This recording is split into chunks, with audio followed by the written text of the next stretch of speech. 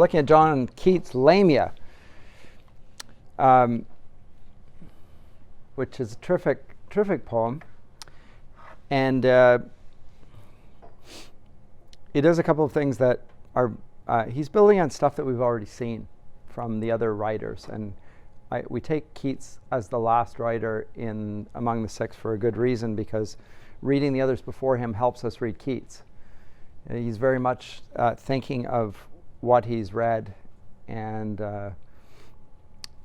we can see the influence of things that we've read already on his conceptions. So chiefly here, the Lamia. What is the Lamia? I mean, the Lamia is a mythological beast called a succubus. Not exactly sure what that is, but it is a type of female sexual predator.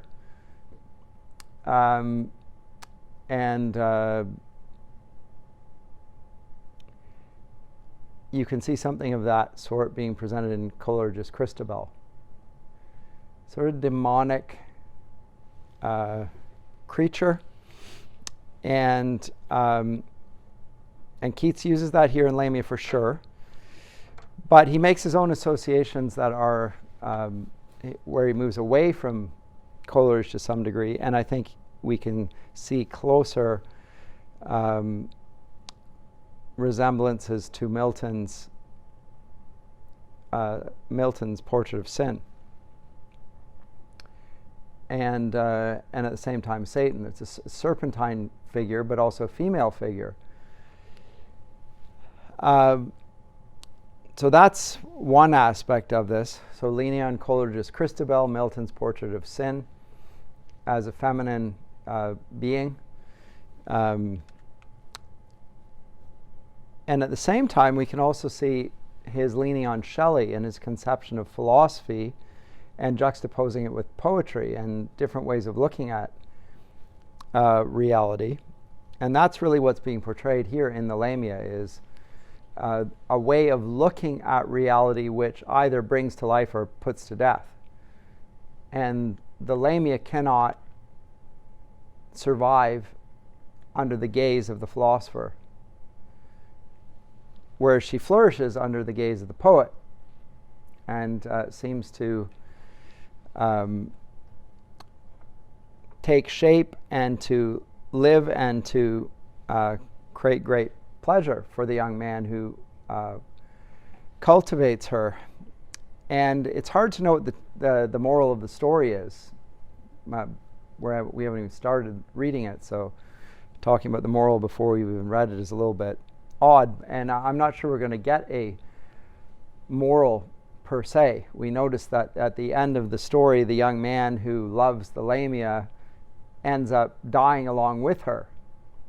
But if we take it to be something like a closet drama, portraying two different ways of thinking about reality, in the same way that Shelley did in his poetry, then it's probably speaking more about that as an internal account of the effect on human beings who think rationally and analytically rather than poetically and empathetically. Because the poet at the outset is a very empathetic being and sympathizes or even empathizes with this feminine figure, and yet he's under the tutelage of his philosophical master, and the philosophical master's way of looking at the Lamia destroys her, and in the end destroys the man who sees things that way himself as well. So I think it's a commentary on the exact same thing that we saw in Shelley's defense of poetry.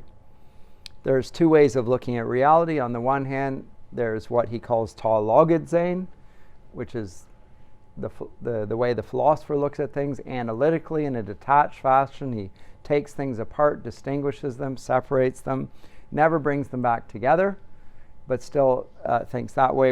And then there's what he calls tá poiein, the poetic way of looking at it, which does distinguish, but ultimately connects things and sees a sympathetic wholeness to them. And the young man here who loves the Lamia is a very imaginative young man who is inclined to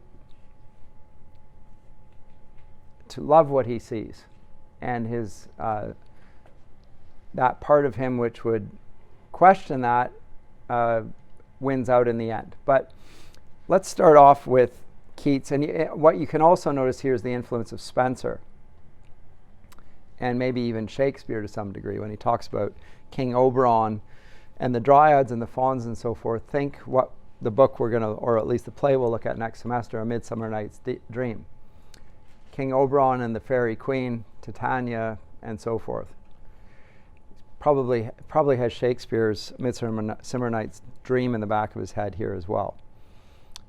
But once upon a time, before the fairy broods drove nymph and satyr from the prosperous woods, before King Oberon's bright diadem, scepter and mantle clasped with dewy gem, frighted away the dryads and the fauns from rushes green, and brakes and cowslipped lawns, the ever-smitten Hermes empty left his golden throne, bent warm on amorous theft.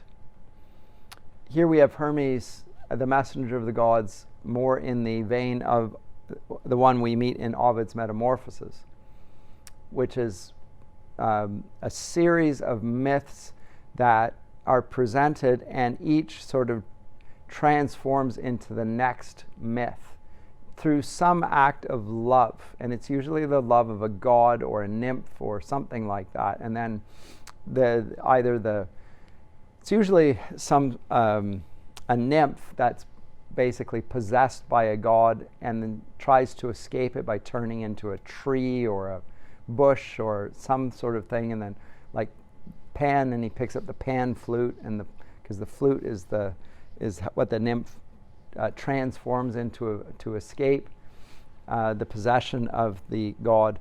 That's how Hermes is portrayed here. So not as a messenger in the sense of interpretation, but more as the ardent god.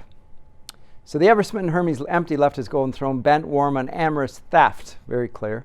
From high Olympus had he stolen light on this side of Jove's clouds to escape the sight of his great summoner. So Jove is a naughty old boy, getting away from his dad while his dad's not looking.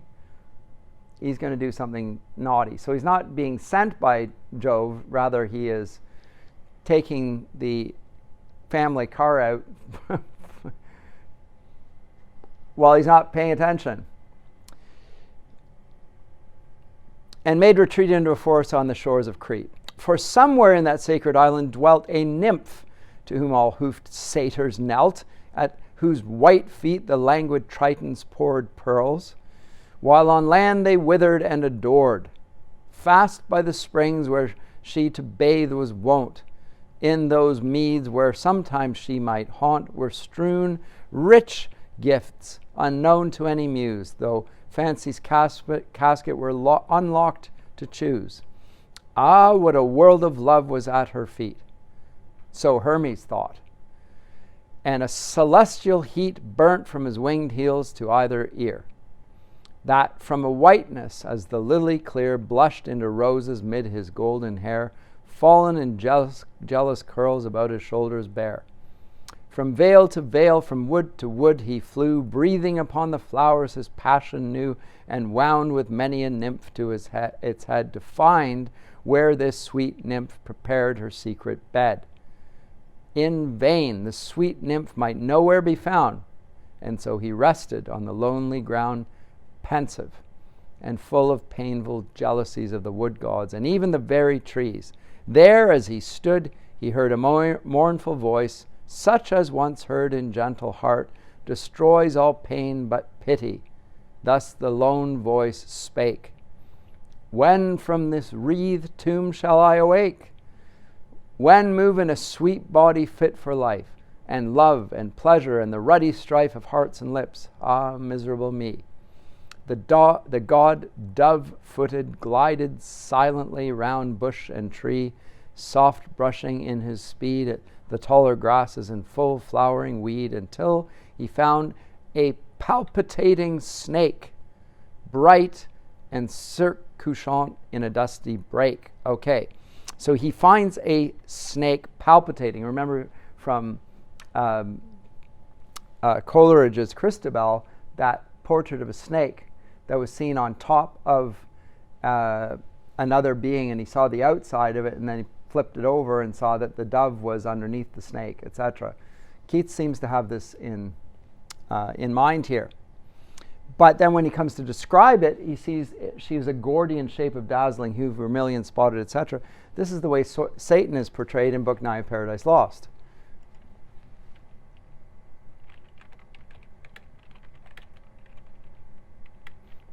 When it comes to his color, etc.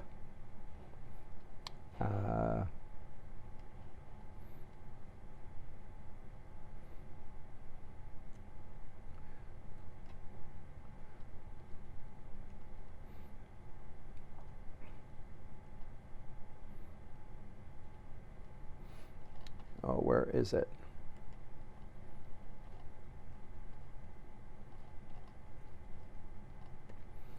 The picture of this serpent.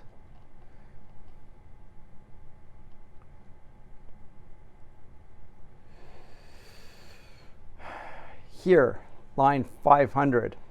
His head crested aloft with carbuncle his eyes, burnished neck of verdant gold erect amidst his circling spars, that on the grass floated redundant. Pleasing was his shape, and lovely, never since of serpent kind lovelier than those in Illyria change Hermione and Cadmus, or the god in Epidaurus, nor to which transformed Ammonian Jove or Capitoline was seen, he with Olympias, etc.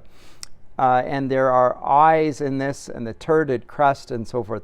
Have a look at that passage. I won't spend more time on it there. But it's full of beauty. It's a beauteous snake, the way Satan's portrayed in Paradise Lost, Book 9.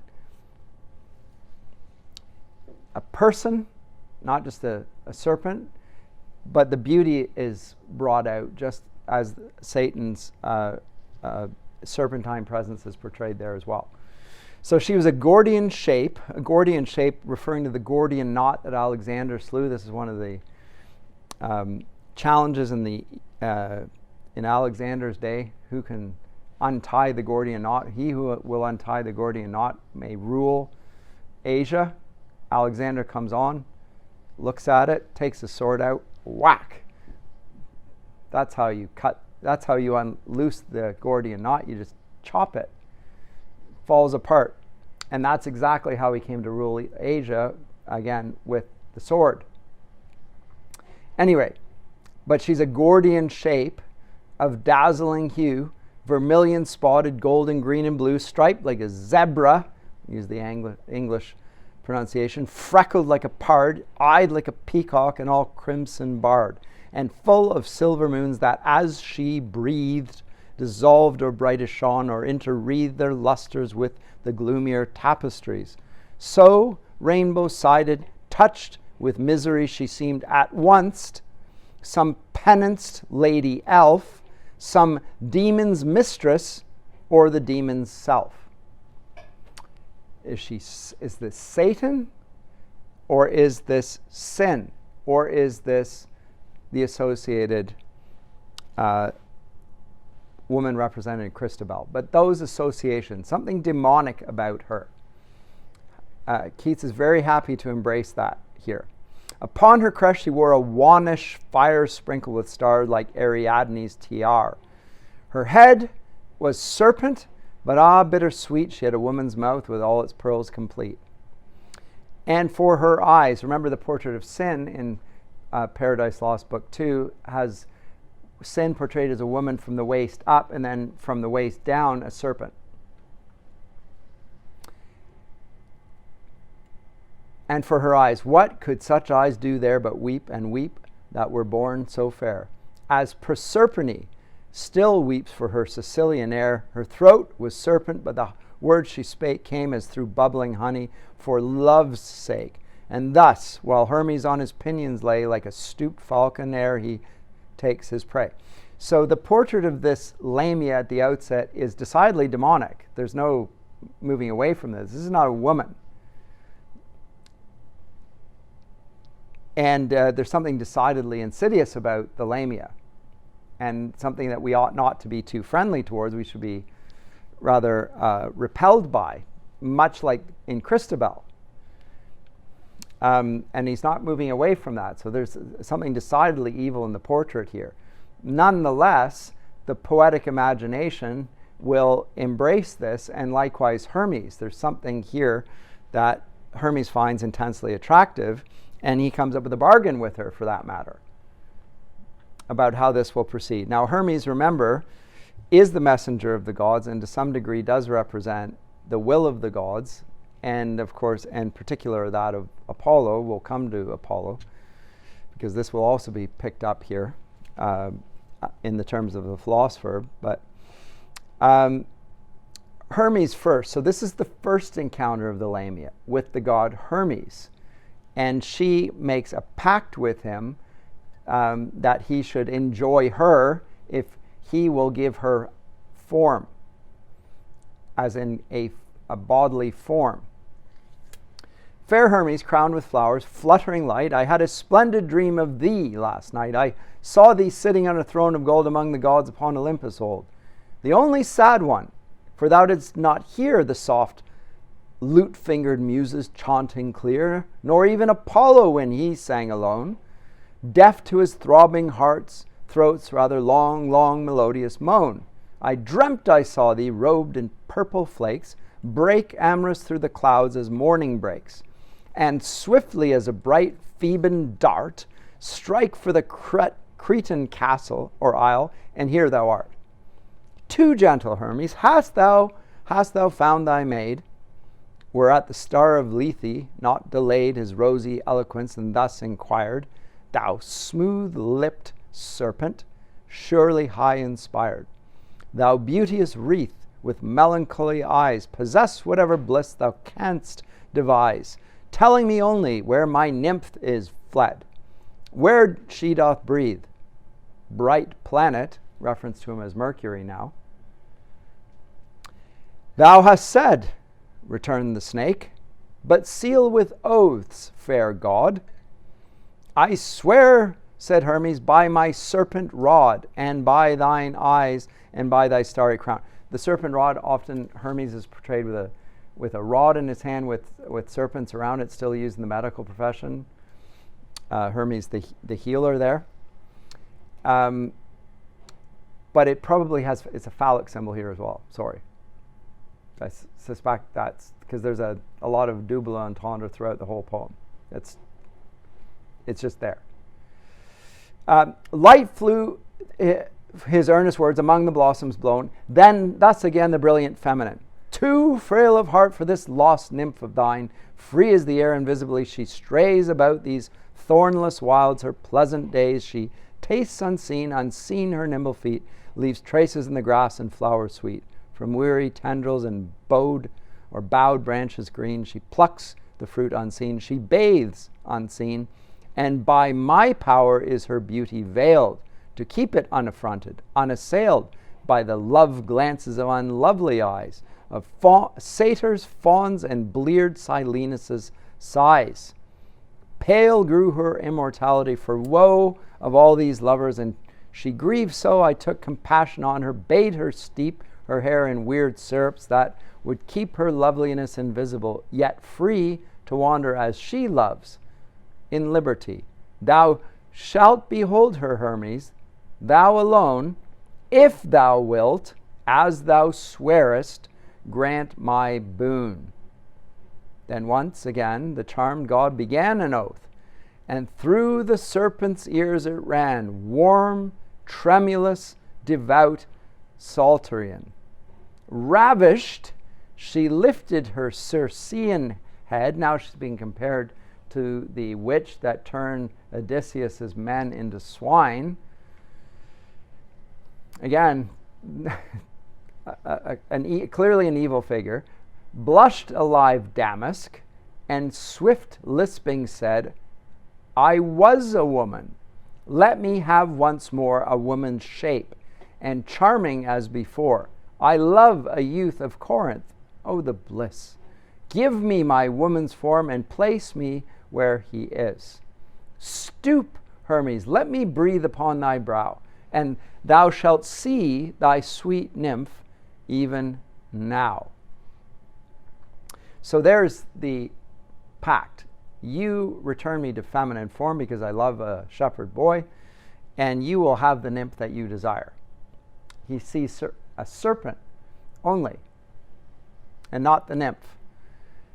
Then she breathes on him, and the god on half-shut feathers sank serene. She breathed upon his eyes, and swift was seen of both the guarded nymph near smiling on the green. It was no dream, or say a dream it was. Real are the dreams of gods, and smoothly pass their pleasures in a long immortal dream.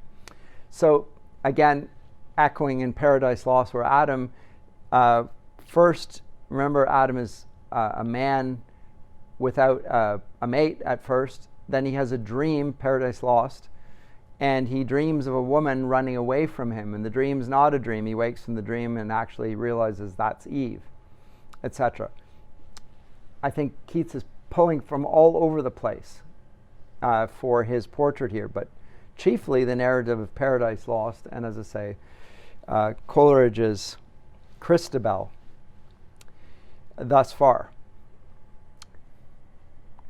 Real are the dreams of gods, and smoothly pass their pleasures in a long immortal dream. One warm flush moment, hovering as it might seem, dashed by the wood nymph's beauty, so he burned. Then, lighting on the printless verdure, turned to the swooned serpent, and with languid arm, delicate, put to proof the lithe Caducean charm. So done, upon the nymph his eyes he bent, full of adoring tears and blandishment, and towards her stepped. She, like a moon in wane, faded before him, cowered, nor could restrain her fearful sobs, self-folding like a flower that faints into itself at evening hour. But the god fostering her chilled hand, she felt the warmth. Her eyelids opened bland, and like new flowers at morning, song of bees, bloomed and gave up her honey to the lease. Into the green recessed woods they flew, nor grew they pale as mortal lovers do. So, a consummation of sorts. Left to herself, the serpent now began to change.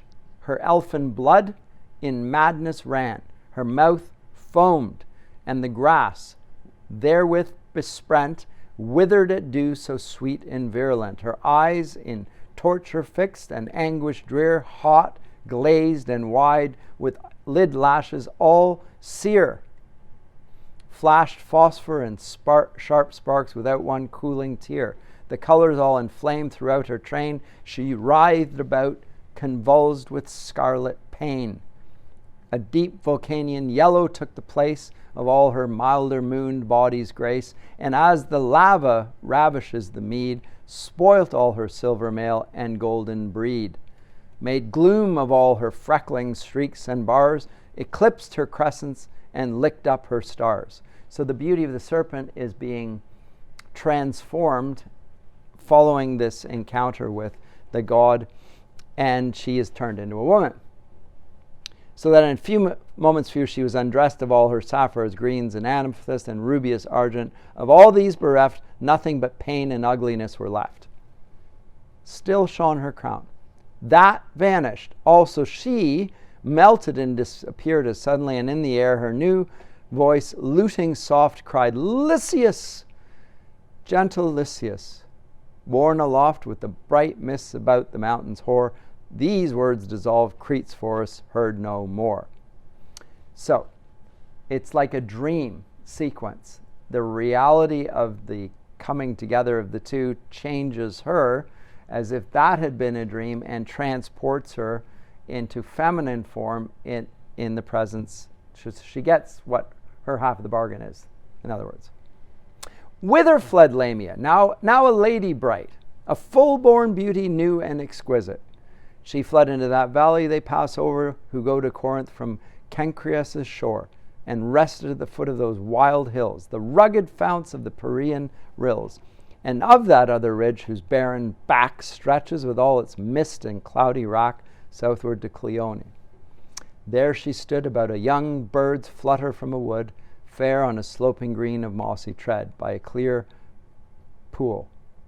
Ah, happy Lycius, for she was a maid more beautiful than ever twisted braid, or sighed, or blushed, or on spring-flowered lea spread a green kirtle to the minstrelsy, the lady of the green kirtle. I think Lewis might have picked this up. Silver chair. Again, same. He has these episodes in mind. It's obvious. You read this, and then you go read the silver chair, and that episode, the serpent, the green serpent, the lady, it's all there. He's leaning into this presentation by Keats. A virgin purest lipped, but note he can reforge that sword and present it in a different way for a different purpose. But still, the imagery he's derived from this, just like Keats is derived from Milton, and doesn't use it the way Milton wants him to do it either. Yet in the lore of love deep learned to the red heart's core, not 1 hour old, yet of sciential brain, to unperplex bliss from its neighbor pain. Define their pettish limits, and estrange their points of contact, and swift counterchange, intrigue with the specious chaos, and dispart its most ambiguous atoms with sure art. As though in Cupid's college she had spent sweet days, a lovely graduate, still unshent, and kept its rosy terms in idle languishment. So she's developing a female mind. Before she was a brute. Now she has something of a sciential mind, the ability, she comes to knowledge. Why this fair creature chose so fairly by the wayside to linger, we shall see. But first 'tis fit to tell how she could muse and dream when in the serpent prison house of all she list, strange or magnificent, how ever, where she willed, her spirit went, whether to faint Elysium, or where down through tress-lifting waves the Nereids fair wind into Thetis' bower by many a pearly stair, or where god Bacchus drains his cups divine, stretched out in ease beneath a glutinous pine, or where in Pluto's gardens Palatine Mulciber's columns gleam in a far Piazzian line. And sometimes into cities she would send her dream, with feast and rioting to blend. And once, while among mortals dreaming thus, she saw the young Corinthian Lycius, charioting foremost in the envious race, like a young Jove with calm on eager face, and fell into swooning love of him. So again, just like Ovid's Metamorphoses, it's about one person after the next falling in love with somebody else and being interconnected. So as I say, Ovid's Metamorphoses must be also one of the texts in mind here as well. So we have Hermes falling in love with a nymph. The nymph's actually a serpent. Serpent's transformed into a woman. The woman falls in love with a shepherd, etc. What's the outcome of all that? Well, now on the moth time of that evening dim, he would return that way, as well she knew, to Corinth from the shore. Remember, she's a Lamia. She's an evil figure for him. And his galley now grated the keystones with her brazen prow in Port Cancreas, from Aegina Isle fresh anchored, whither he had been a while to sacrifice to Jove, whose temples there waits with high marble floors for blood and incense rare. Jove heard his vows and bettered his desire, for by some freakful chance he had made retire from his companions and set forth to walk. Perhaps grown wearied of their Corinth talk, over the solitary hills he fared, thoughtless at first, but ere Eve's star appeared, his fantasy was lost, where reason fades in the calm twilight of the Platonic shades. Lamia beheld him coming. Isn't that interesting now? It's named. Near, more near, close to her passing, in indifference drear, His silent sandals swept the mossy green, so neighbored to him, and yet so unseen she stood. He passed, shut up in mysteries, his mind wrapped like his mantle, while her eyes followed his steps, and her neck regal white turned, syllabling thus, "Ah, Lycius bright, and will you leave me on the hills alone? Lycius, look back, and be some pity shown." He did not with cold wonder, fearingly, but Orpheus-like at an Eurydice. Orpheus loves the woman Eurydice, who's taken down to the underworld by Pluto, and goes down to get her and brings her back. And the myth, as it's told, is that he will be allowed to return his dead wife, been taken, actually she's living, but she's been taken down to the realm of the dead. But should he turn behind to look behind him to see if she's there, she'll go back. And he does. He turns back and she is transported back again. Keats knows this myth and pulls it in here.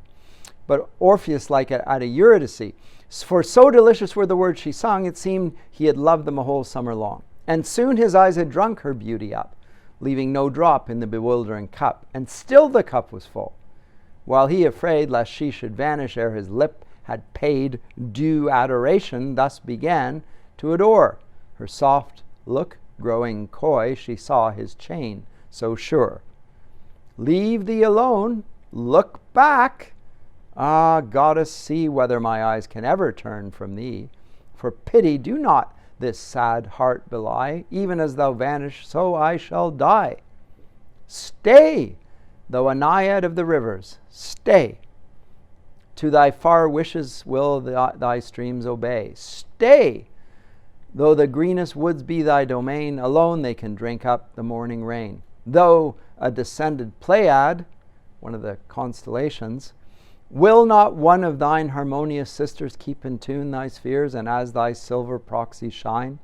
So sweetly to these ravished ears of mine came thy sweet greeting, that if thou shouldst fade, thy memory will waste me to a shade. For pity, do not melt. If I should stay, said Lamia, here upon this floor of clay, and pain my steps upon these flowers too rough, what canst thou say or do of charm enough to dull the nice remembrance of my home? Note that she's always drawing others into pacts with her. What will you give me in return for love? She had a pact with Hermes. Now it's coming up with one for him.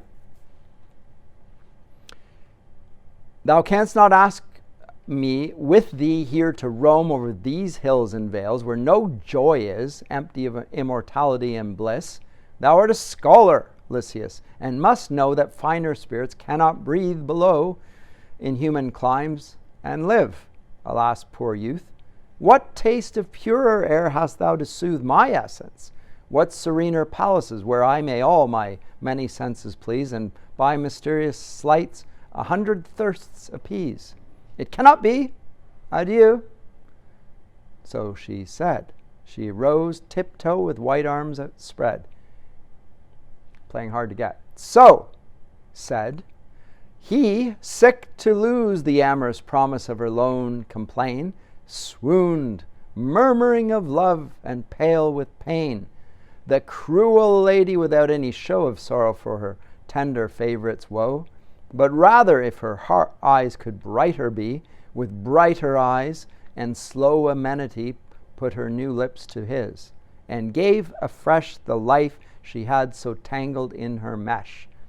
And as he from one trance was wakening into another, she began to sing, happy in beauty, life and love and everything, a song of love, too sweet for earthly lyres, while like hell breath the stars drew in their panting fires. And then she whispered in such trembling tone as those who, safe together, met alone for the first time, through many anguished days, use other speech than looks, bidding him raise his drooping head and clear his soul of doubt. for that she was a woman and without any more subtle fluid in her veins than throbbing blood, and that the self-same pains inhabited her frail strung heart as his.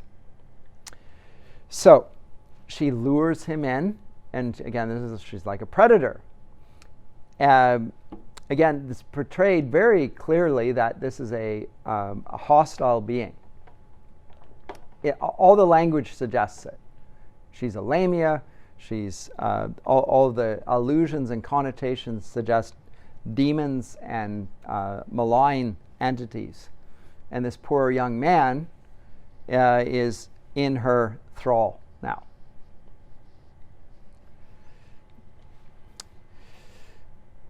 And next she wondered how his eyes could miss her face so long in Corinth, where she said she dwelt but half retired, and there had led days happy as the gold coin could invent without the aid of love.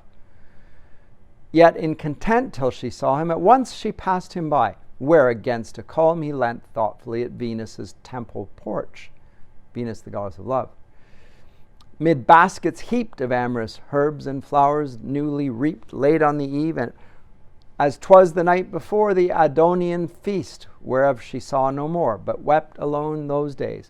For why should she adore? Lysias from death awoke into amaze to see her still. Now, this word amaze here is the same word that's used repeatedly of Adam and Eve when they encounter the serpent in Book 9 of Paradise Lost. When Eve hears the serpent's words, we're told that she's amazed, as in she's lost her mind, she's lost her reason, she's disoriented. I think Keats picks up on this. From death awoke. She's already killed him, perhaps. The original embrace. But he awakes here into amaze to see her still and singing so sweet lays. What's happened to, it's not clear here entirely, but it does suggest that something's happened to Lysias immediately here as well. Some sort of metamorphosis. But it's dealt with very quickly and passes on. But it might explain what happens a little bit later on, at any rate. Then from amaze into delight he fell, to hear her whisper woman's lore so well. And every word she spake enticed him on, to unperplexed delight and pleasure known. Let the mad poets say whate'er they please of the sweets of fairies, peris, goddesses. There is not such a treat among them all. Haunters of cavern, lake, and waterfall, as a real woman, lineal indeed, from Pyrrha's pebbles or old Adam's seed. Two different accounts of creation. Pyrrha created Adam or mankind out of the pebbles in Ovid's Metamorphosis, or the biblical account. Thus gentle Lamia judged, and judged aright, that Lysias could not love in half a fright.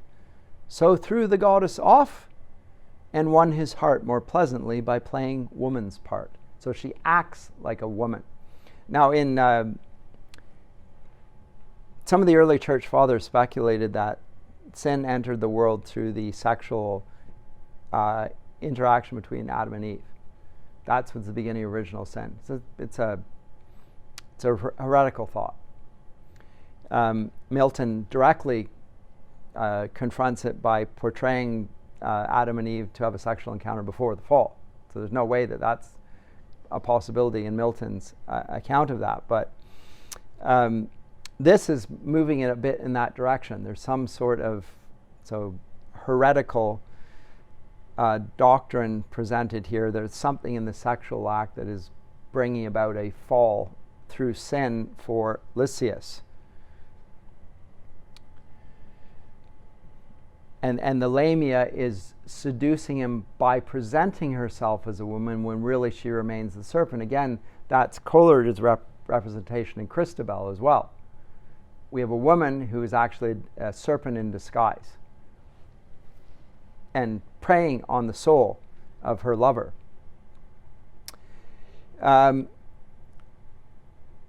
Lucius to all made eloquent reply, marrying to every word a twin-born sigh. And last, pointing to Corinth, asked her sweet if 'twas too far that night for her soft feet.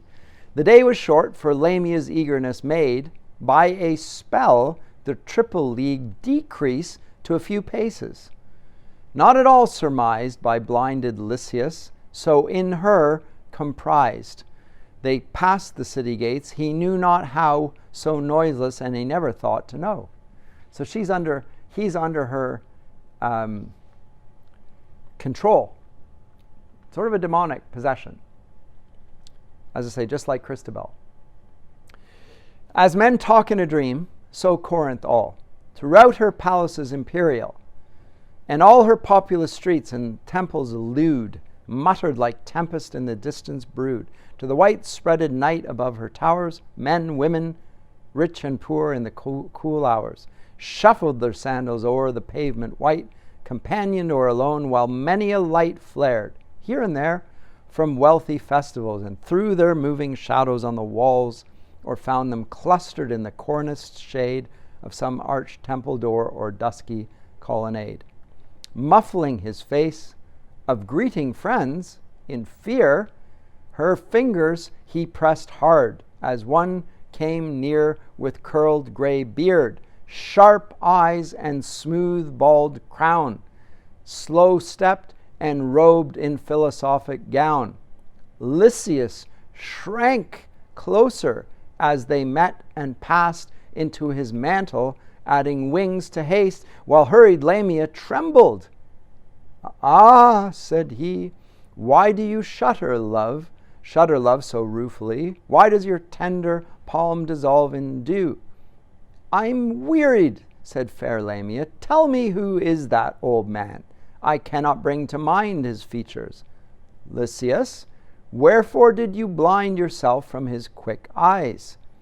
Lysias replied, "'Tis Apollonius, sage, my trusty guide and good instructor. But tonight he seems the ghost of folly haunting my sweet dreams."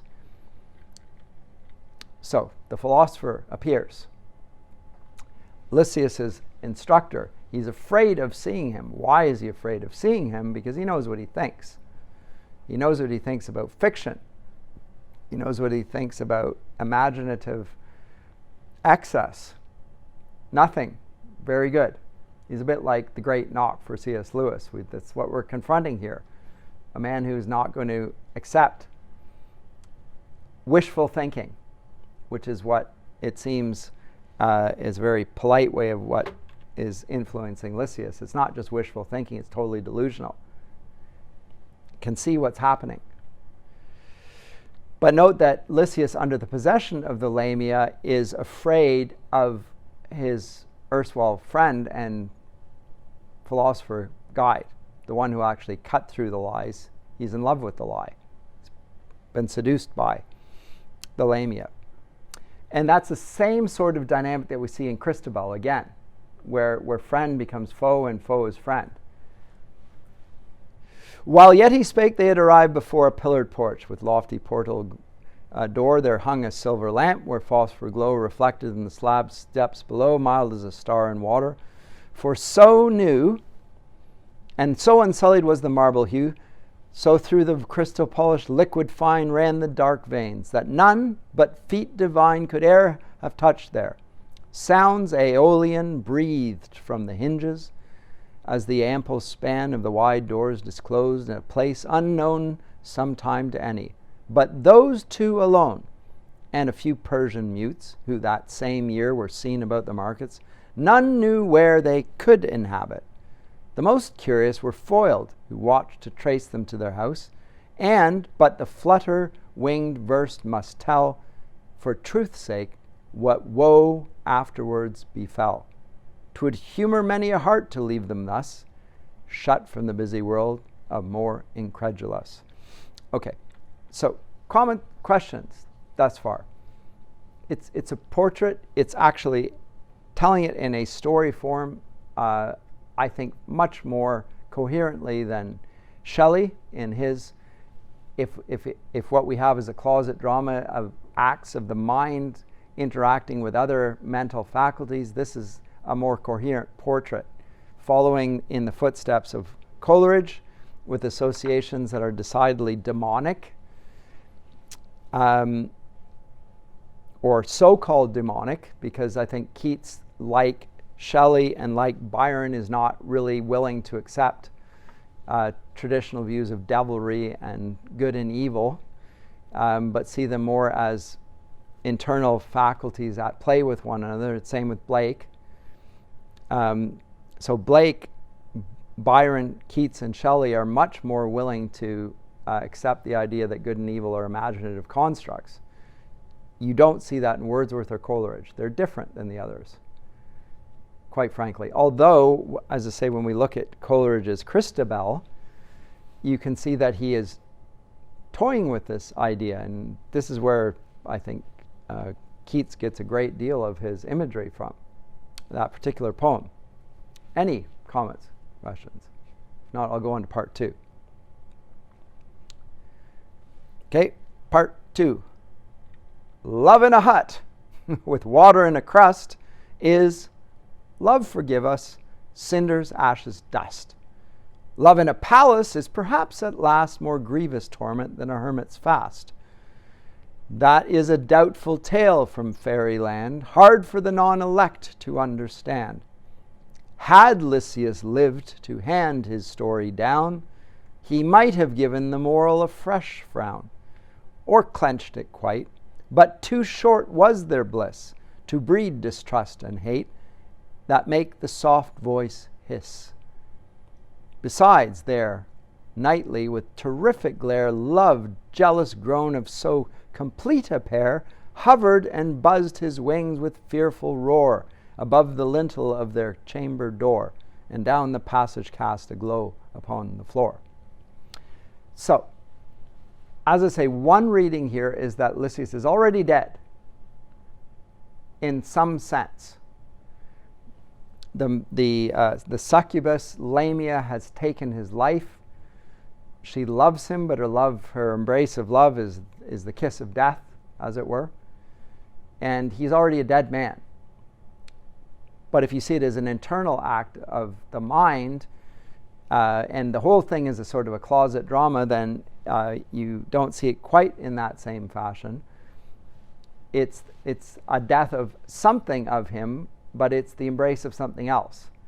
And what the something is, it's the death of his rational self, which is why he shrinks from Apollonius, his philosopher master.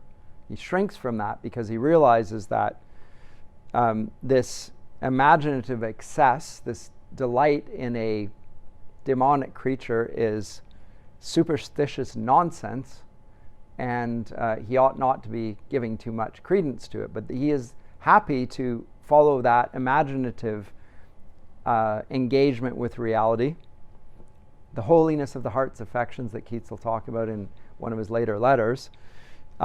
He demonstrates that, but at the cost of his rational self. And so I think that Keats is illustrating what Shelley talks about in Defense of Poetry, the rational side of us and the poetic side. And here we have the poet giving free rein to his imaginative side. So, for all this came a ruin. For all this, the love that they had. Side by side they were enthroned in the eventide, upon a couch near to a curtaining whose airy texture from a golden string floated into the room, and let appear unveiled the summer heaven, blue and clear, betwixt two marble shafts. There they reposed, where use had made it sweet, with eyelids closed, saving a tithe, which love still open kept, that they might see each other while they almost slept. When from the slope side of a suburb hill, deafening the swallow's twitter, came a thrill of trumpets. Lysias started. The sounds fled, but left a thought, a buzzing in his head. For the first time, since first he harbored in that purple-lined palace of sweet sin, his spirit passed beyond its golden bourne into the noisy world almost forsworn. So he has the thought for the first time. He is given into his feelings. She's possessed him through his feeling. He hears the clearingness of the trumpets, and he has a thought outside of their love. He sees and thinks about something other than his beloved. And this is enough to sound the ruin of poor Lycius. And she's alert to it. The lady, ever watchful, penetrant, saw this with pain, so arguing a want of something more than her empery of joys. And she began to moan and sigh because he mused beyond her, knowing well that but a moment's thought is passion's passing bell. So he's starting to rationalize and detach himself, thinking in abstraction from distance, looking upon his situation, thinking about it for the first time. Again, if this is the mind's acts, mental acts, that's what's being portrayed here. When we reason, we kill intimacy and empathy. "Why do you sigh, fair creature?" whispered he. "Why do you think?" returned she tenderly. "You have deserted me. Where am I now? Not in your heart while care weighs on your brow. No, no, you have dismissed me, and I go from your breast houseless. It must be so." He answered, bending to her open eyes, where he was mirrored small in paradise, "My silver planet, both of eve and morn," referring to her as Venus, "why will you plead yourself so sad, forlorn, while I am striving how to fill my heart with deeper crimson and a double smart? How to entangle, trammel up and snare your soul in mine, and labyrinth you there, like the hid scent in an unbudded rose." It's going to amaze her.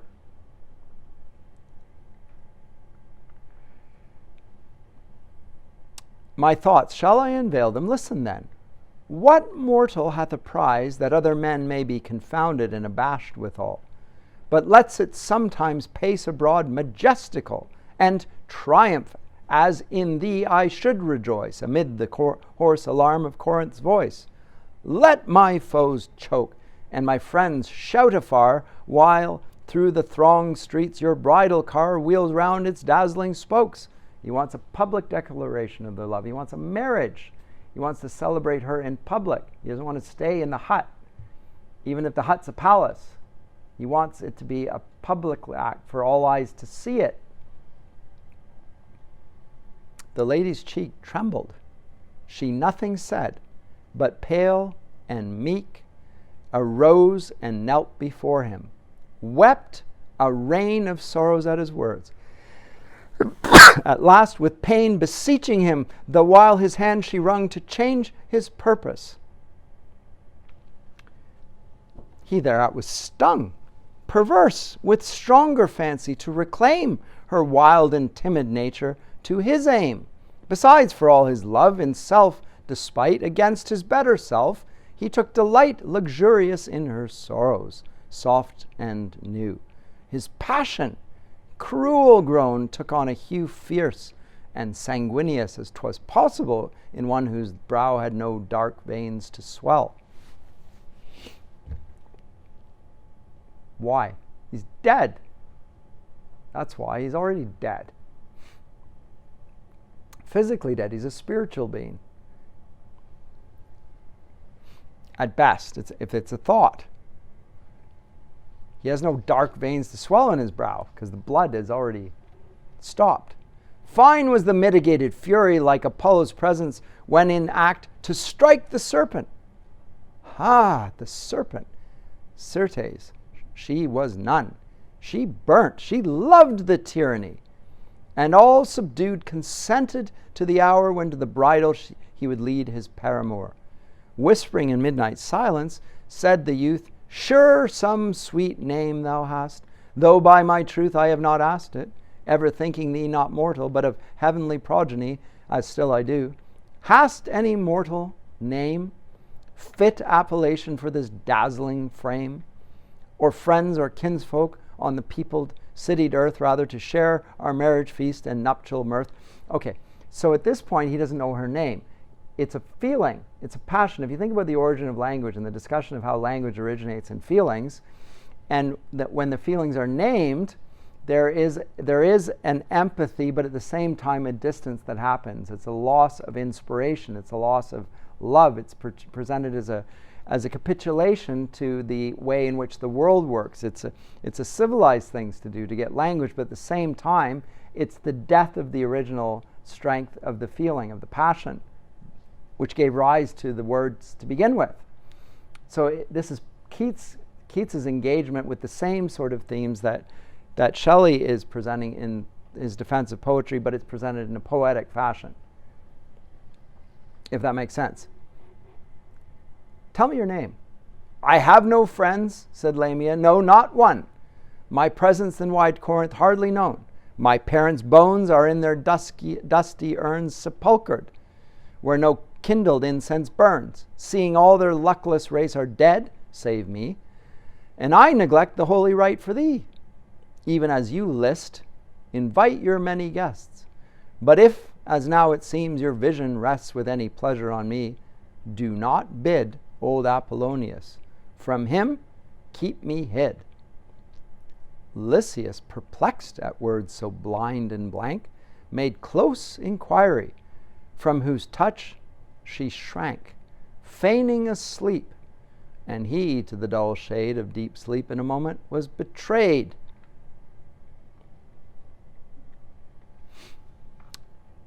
It was the custom then to bring away the bride from home at blushing shut of day, veiled in a chariot, heralded along by strewn flowers, torches, and a marriage song, with other pageants. But this fair unknown had not a friend. So being left alone, Lysias was gone to summon all his kin, and knowing surely she could never win his foolish heart from its mad pompousness, she set herself, high-thoughted, how to address this misery in fit magnificence. She did so, but 'tis doubtful how and whence came and who were her subtle servitors. About the halls and to and from the doors there was a noise of wings, till in short space the glowing banquet room shone with wide-arched grace. A haunting music, sole perhaps, and lone supportress of the fairy roof, made moan throughout, as fearful the whole charm might fade. Fresh carved cedar, mimicking a glade of palm and plantain, met from either side, high in the midst in honor of the bride. 2 palms, and then 2 plantains, and so on. From either side their stems branched one to one all down the aisled palace, and beneath all there ran a stream of lamps straight on from wall to wall. So canopied lay an untasted feast, teeming with odors. What we have here in the Lamia is a myth that explicates the romantic idea of how language works. Remember, I taught in the other class, literary theory, I've talked about how the Word of God and revelation grounds our understanding of human language. We bear the image of God. We have certain linguistic, the communicable attribute of God, namely speech. God's the Logos. We bear that attribute of God. We don't bear many of his attributes. We can't understand his immortality, his omniscience, etc., but we have that attribute of speech just as God does. That's the traditional Christian account of language. And it dovetails quite nicely with the classical account. But if you're going to ground language in emotion and feeling, then you're going to have to come up with a different mythology that will explain it. And that's what Keats is doing here. He's going to the roots of and trying to provide a poetic account of what has been postulated first as a philosophical exercise, trying to make language and the humanities into a science of sorts, using the methodology of the sciences. At any rate, Lamia, regal dressed, silently paced about, and as she went, in pale, contented sort of discontent, visioned her viewless servants to enrich the fretted splendor of each nook and niche, Between the tree stems, marbled plain at first, came jasper panels. Then, anon, there burst forth creeping imagery of slighter trees, and with the larger wove in small intricacies. Approving all, she faded at self-will, and shut the chamber up, close, hushed and still, complete and ready for the revels rude, when dreadful guests would come to spoil her solitude. The day appeared, and all the gossip rout. O senseless Lycius, madman, wherefore flout the silent blessing fate? Warm cloistered hours, and show to common eyes these secret bowers?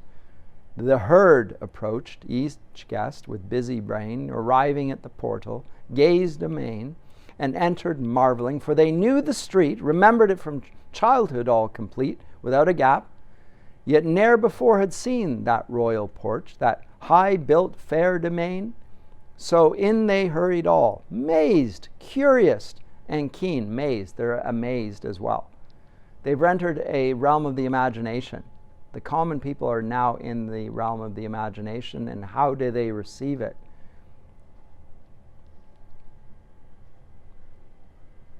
Save one. They all come in, save one, who looked thereon with eyes severe, and with calm planted steps walked in austere. 'Twas Apollonius. Something too he laughed, as though some knotty problem that had daft his patient thought had now begun to thaw.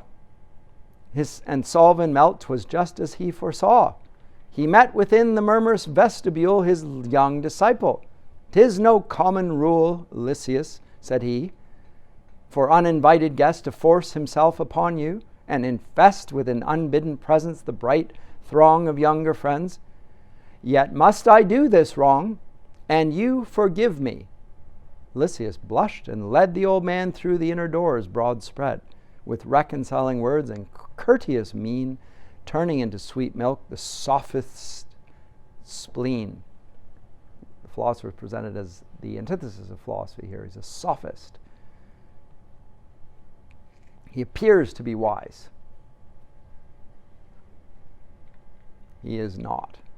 Of wealthy luster was the banquet room, filled with pervading brilliance and perfume. Before each lucid panel, fuming stood a censer fed with myrrh and spiced wood, each by a sacred tripod held aloft, whose slender feet wide swerved upon the soft wool-woofed carpets. 50 wreaths of smoke from 50 censers their light voyage took to the high roof, still mimicked as they rose along the mirrored walls by twin clouds odorous. 12 sphered tables by silk seats and sphered, high as the level of a man's breast reared, on Liberd's paws, upheld the heavy gold of cups and goblets, and the store thrice told of Ceres' horn. And in huge vessels wine come from the gloomy tun with merry shine. Thus loaded with a feast the table stood, each shrining in the midst the image of a god.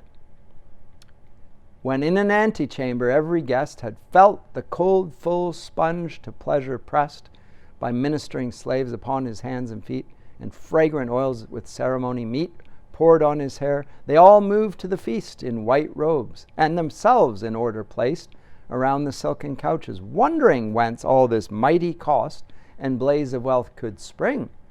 Soft went the music, the soft air along, while fluent Greek, avowaled under song, kept up amongst the guests, discoursing low at first, for scarcely was the wine at flow. But when the happy vintage touched their brains, louder they talked, and louder came the strains of powerful instruments. The gorgeous dyes, the space, the splendor of the draperies, the roof of awful richness, nectarous cheer, beautiful slaves, and Lamia's self appear. Now when the wine is done its rosy deed, and every soul from human trammels freed, no more so strange, for merry wine, sweet wine, will make Elysian shades not too fair, too divine.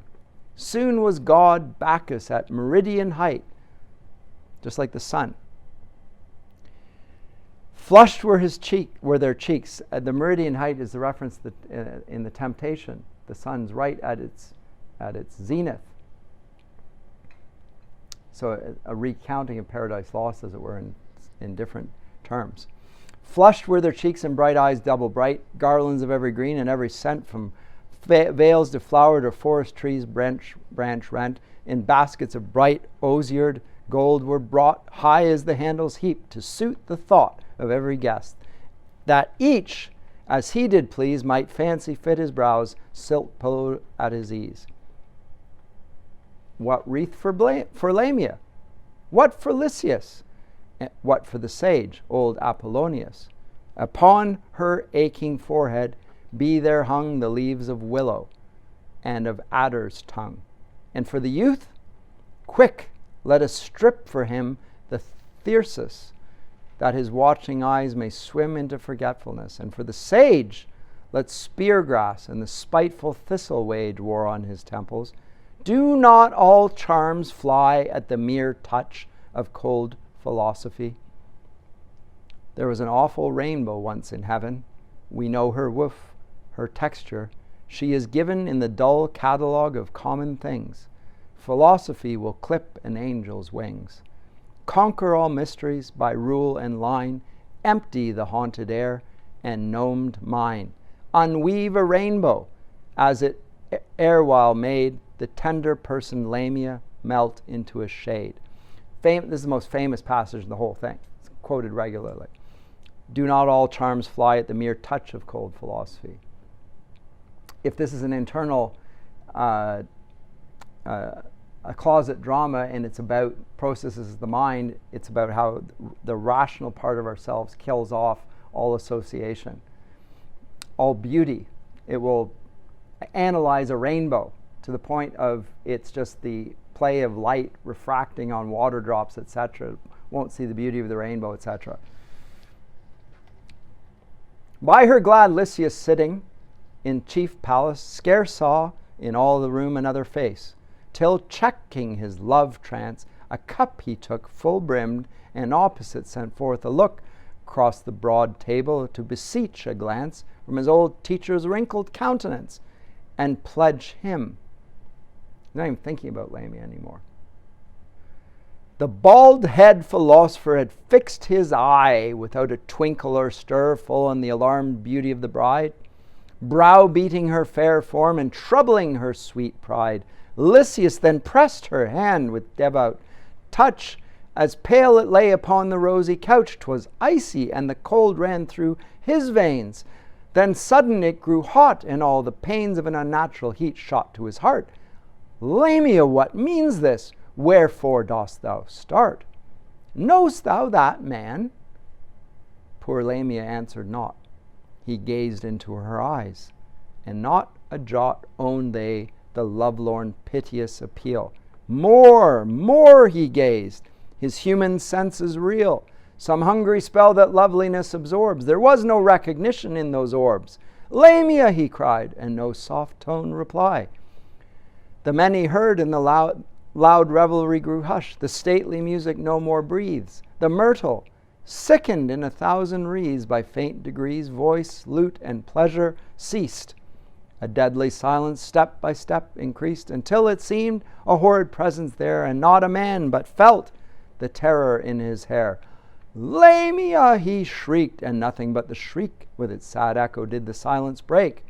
Begone, foul dream, he cried, gazing again in the bride's face, where now no azure vein wandered on fair templed space temples. No soft bloom misted the cheek, no passion to illume the deep recessed vision.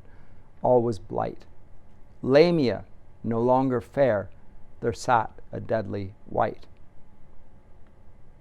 Shut those juggling eyes, thou ruthless man. Turn them aside, wretch, or the righteous ban of all the gods, whose dreadful images here represent their shadowy presences, may pierce them on the sudden with a thorn of painful blindness, leaving thee forlorn. A word that he uses in the Ode to a Nightingale repeatedly. This word forlorn, illustrating the same thing, by the way. in trembling dotage to the feeblest fright of conscience, for their long offended might, for all thine impious proud heart's sophistries, unlawful magic, and enticing lies. Corinthians, look upon that grey-beard wretch. Mark how possessed his lashless eyelids stretch around his demon eyes. Now he's accusing the philosopher of being the demon. Corinthians, see my sweet bride withers at their potency. Fool, said the sophist, in an undertone gruff with contempt, which a death-nigh moan from Lysias answered. As heart-struck and lost, he sank supine beside the aching ghost. Fool, fool, repeated he, while his eyes still relented not, nor moved from every ill of life have I preserved thee to this day. And shall I see thee made a serpent's prey? Then Lamia breathed death breath. The sophist's eye, like a sharp spear, went through her utterly. Keen, cruel, piercient, stinging, she as well as her weak hand could any meaning tell, motioned him to be silent, vainly so. He looked and looked again a level. No! A serpent, echoed he. No sooner said than with a frightful scream she vanished.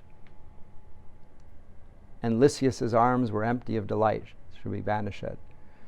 Empty of delight, as were his limbs of life. From that same night, on the high couch he lay. His friends came round, supported him. No pulse or breath they found, and in its marriage robe the heavy body wound. He also dies. So, what's it about? As I said, I think it's a recounting of language's evolution from passion, held on to in its potency through the imagination and killed off through philosophy, through analysis, speculation. I think he's in agreement with Percy Shelley. There are two ways of thinking. And this becomes the standard trope of Romanticism against the Enlightenment. You can either be imaginative and in touch with feeling, or you can rationalize and deny all order and unity to things. You can break things apart, or you can hold them together, but you can't do both.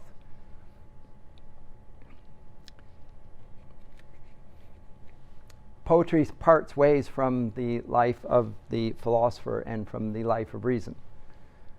It's a breach that, as I say, I think happens because of a new understanding of language, its origins, and how language works. It's no longer representative. It's no longer mimesis. That orders language the same way we would have seen in the classical world.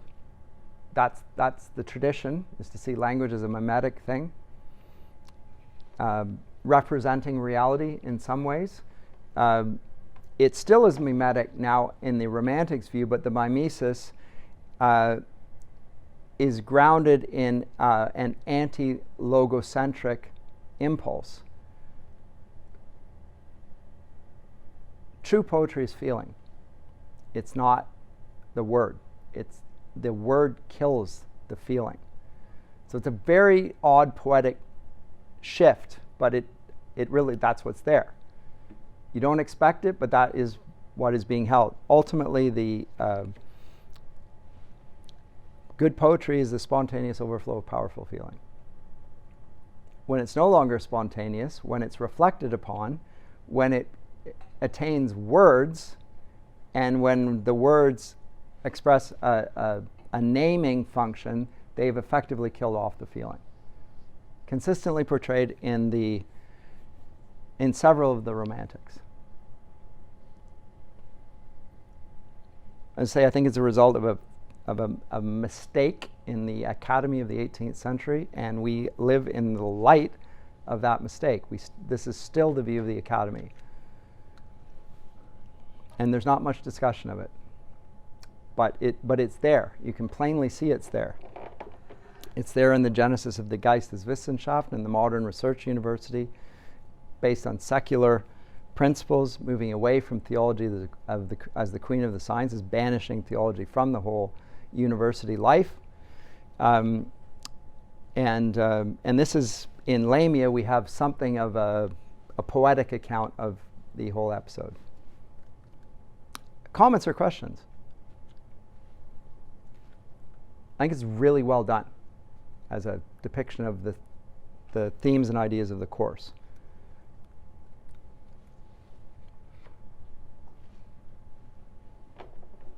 Okay, well, I will.